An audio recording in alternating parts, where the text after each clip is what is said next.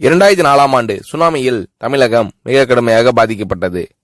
2004இல் சுனாமியில் தமிழகத்தில் மட்டும் 6065 பேர் இறந்தார்கள். 88 கிராமங்கள் நிலைகுலைந்து அழிந்து போனது.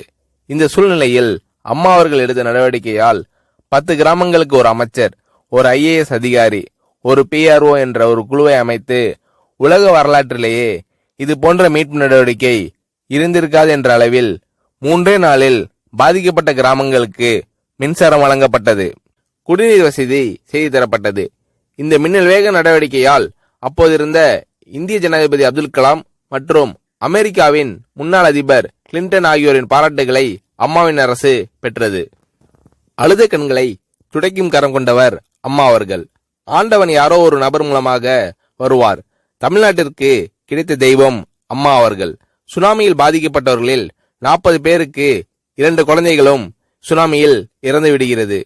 அந்த 40 பேரும் ஏற்கனவே கருத்தடை ஆபரேஷன் செய்திருக்கிறார்கள். பெற்றோர்கள் மட்டும் உயிர் பிழைத்திருக்கிறார்கள்.